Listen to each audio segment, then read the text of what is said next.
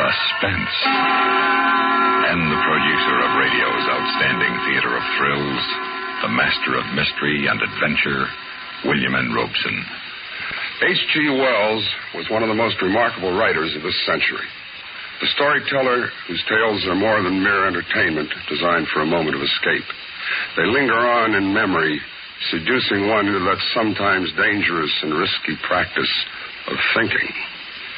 Such a story you're about to hear. A story with a shattering moral. A story we guarantee you will not soon forget. Listen then as Mr. Raymond Burr stars in The Country of the Blind by H.G. Wells. And now,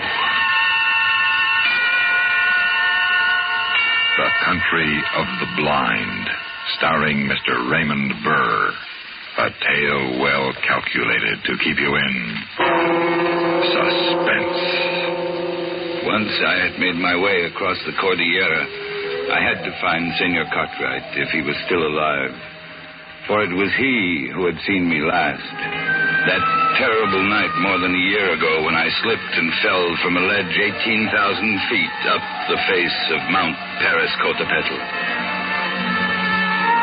It was a long and painful journey, but at last I arrived at the mine, high in the Andes above Quito, where Senor Cartwright was superintendent. I dragged my aching feet across the porch of his shack and tapped on the door.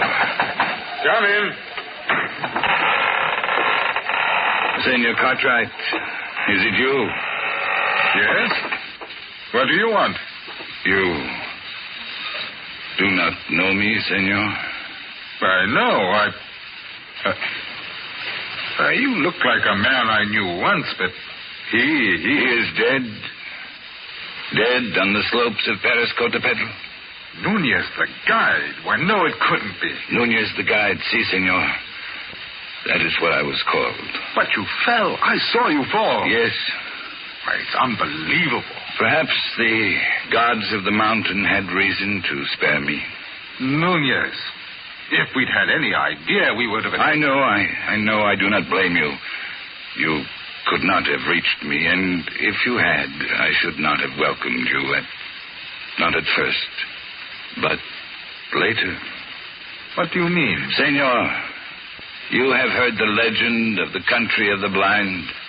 Yes, something about a fertile valley high in the mountains which was cut off centuries ago by a great landslide. Yes, the people who lived there had developed a strange illness which slowly made them blind, and after that their children were born blind? Yes. But what has that got to do? It is no legend, senor. It is true.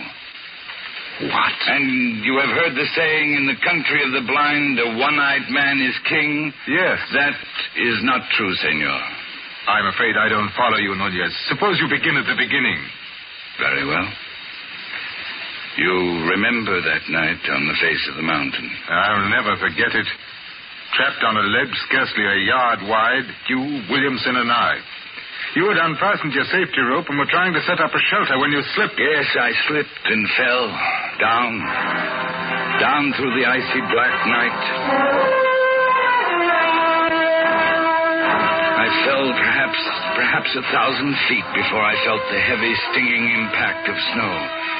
I'd fallen onto an almost perpendicular slope, and then I was sliding, tumbling over and over, and under me, around me, an immense avalanche of snow was rumbling, sliding with me. I fell with the snow for what seemed minutes, every second expecting the terrible, final impact. But the impact never came. Slowly, the avalanche subsided, flowing out upon a gentler slope, and finally, mercifully, I lost consciousness.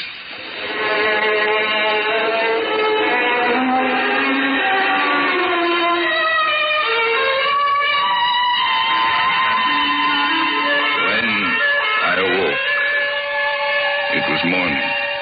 My clothes were torn. I was bruised and bleeding. I ached in every muscle, but I had not one single broken bone. I lay there and offered up a prayer of thanksgiving to the gods of the mountain.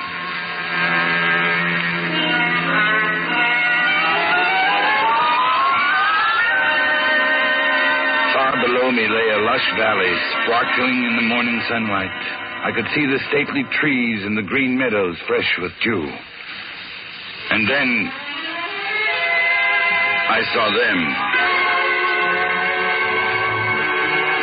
People, men and women, working in the fields. Two of them who were quite close failed to notice me as I approached until I shouted. Only then did they look up attentively in my direction. I waved wildly at them, but they took no notice. Why, the fools must be blind. Blind? Could it be that I had fallen into the country of the blind? As that realization came over me, I remembered the words, "In the country of the blind, the one-eyed man is king." I walked toward the men, and I spoke to them. Hello. Oh, hello there. Who is this man? Or is he a spirit come down from the rocks? Oh, I'm a man, all right, just like you. But I've had a miraculous escape. And now I find myself here in your valley. Valley? What is valley? Come hither. Let me feel of you. Certainly. Here, my arm, my face. You see, I'm indeed a man like yourself. My lips move with speech. You feel... Here, careful there. Careful, gently on the eyes. Eyes? What are eyes? This is strange. Feel this, Korea. Yes.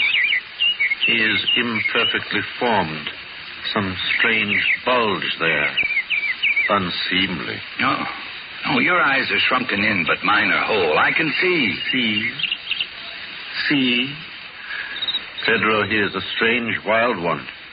I wonder where he comes from. Down out of the rock? No, over the mountains, out of the country beyond there, where men can see. From Bogota, where there are 100,000 people, and the city stretches out of sight. Sight? What strange words he uses, without meaning. We must lead him to the elders. No need to lead me, I can see. See? His senses are still imperfect. Lead him by the hand. But look, I can... Oh, well, all right.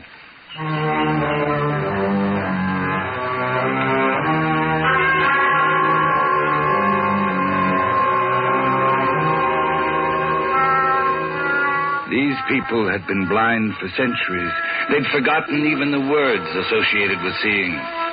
They did not know what sight was, and they thought me an idiot, only half-formed. Especially when they led me into the pitch blackness of one of their windowless huts, and I stumbled over something. 1,000 pardons, Medina Cerote. He is a clumsy one. I'm sorry I fell down. I could not see in the darkness. Who is this? And what is he saying? He is but newly formed. He has come down from the rocks. He stumbles as he walks and mingles words that mean nothing with his speech. He is a wild man out of the rocks. No, I come from Bogota over the mountains. You hear? Bogota. He uses wild words. That must be his name, Bogota. He stumbled twice as we came hither. He must be taught. No, you don't understand. I can see. But not in the dark. To you, darkness or light, it's all the same. But to me, to us who can see, to us outside in the world beyond the mountain... Mountain? What are mountains? Very well, then, beyond the rocks. There is nothing beyond the rocks. That is the end of the world. But surely you must realize the sky above covers more than this valley. Sky? Above? There is nothing above but the roof of rock. He is very raw, my children. He shall have to be taught from the beginning. Take him away.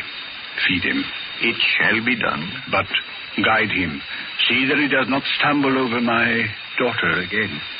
I shall guide him myself, Father. And feed him. Very well. Come, take my hand. Yes, thank you. It will be a pleasure to get outside again, out of this darkness. Come this way. What is your name? Medina Sarote. Mine is Juan. Juan Nunez. And... sunlight. This is better. Now I may look at you. Senorita. You are beautiful. I have not the words to tell you what a wonderful thing you are to see.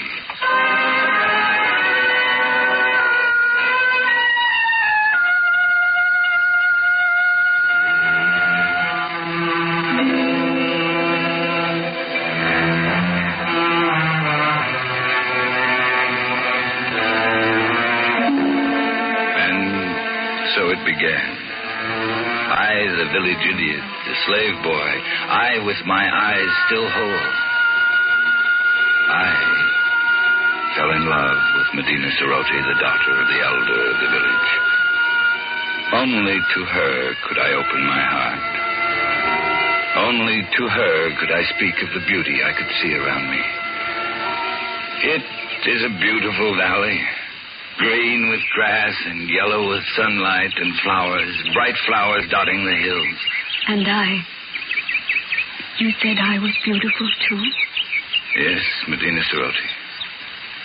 Yes, you are most beautiful. It means something nice. Something very nice. Medina Sarote, why is it you have no husband? I have a disfigurement. These long hairs. Your eyelashes. But they are beautiful. They are considered disfigurement. Why? You are the most lovely girl in the valley.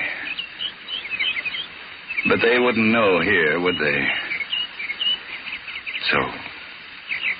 So you have no husband? No. What do you think of me? Do you think of me like all the rest do? Do you think of me as an idiot? No. No, you have much to learn, but you will learn it, I'm sure. And you are kind and gentle. And your voice is soft. You speak the words that are soft and warm. No one has ever spoken such words to me. I shall speak them often. Medina Sarote, I love you. And I love you. Then, will you marry me? I would be very happy to.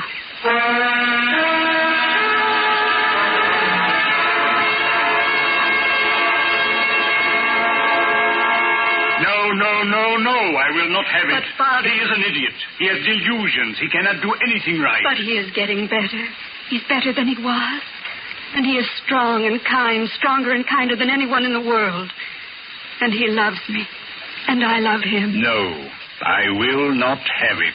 Great sire, if you please. Yes, what is it, good doctor? I have examined Bogota, and the case is clear to me. I think very probably he might be cured.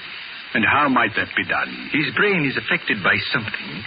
I believe I know what it is. Those queer things he calls eyes. Where we have but an agreeable depression, he has great lumps. Consequently, his brain is in a constant state of irritation. But what can be done to cure him? It is a very simple surgical operation. Remove the cause of the irritation. We will merely cut out those things he calls eyes.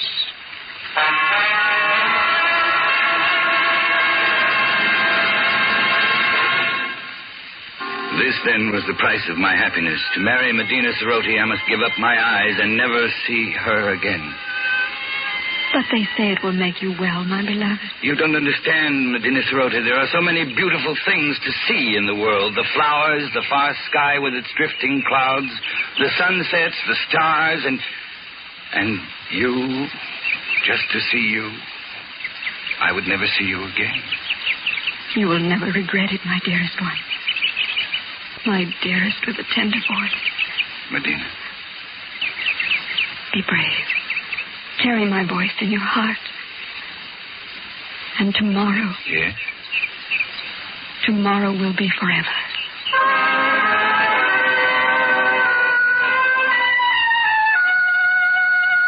I only meant to go up on the rocks and look out over the valley. To spend my last day of sight, feasting my eyes on the wonderful, beautiful world of light and color. I drank it in, the green of the fields, the blue of the gently curving stream, the orange of the lichen in the rocky crevasses. I climbed higher to see the great snow-capped peaks towering above and away to the distant sky, and higher as the shadows turned the snow to purple and crimson and deep blue. The valley was far below, and as beautiful as a painting, but like a painting, unreal. Medina Soroti was small and far away, a distant dream. The world of sight was here, all around, overpowering, wonderful. I turned and began to climb up that sheer rock wall.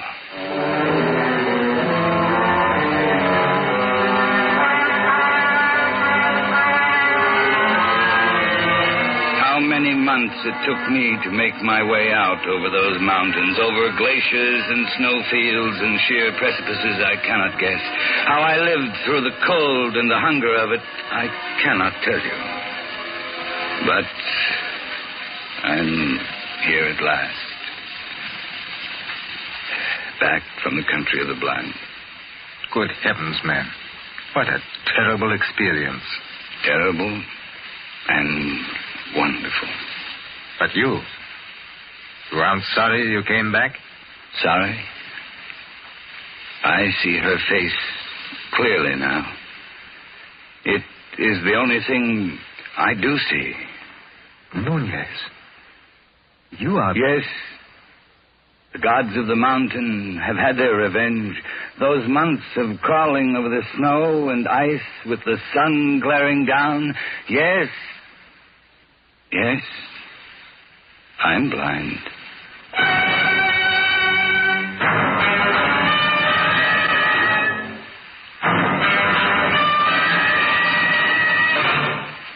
Suspense.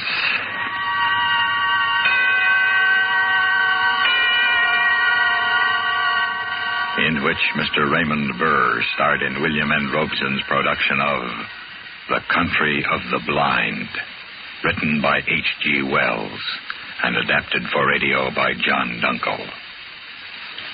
Supporting Mr. Burr in The Country of the Blind were Peggy Weber, Ben Wright, Ed Jerome, Edgar Barrier, and Jay Novello. Listen. Listen again next week, when we return with another tale well calculated to keep you in suspense.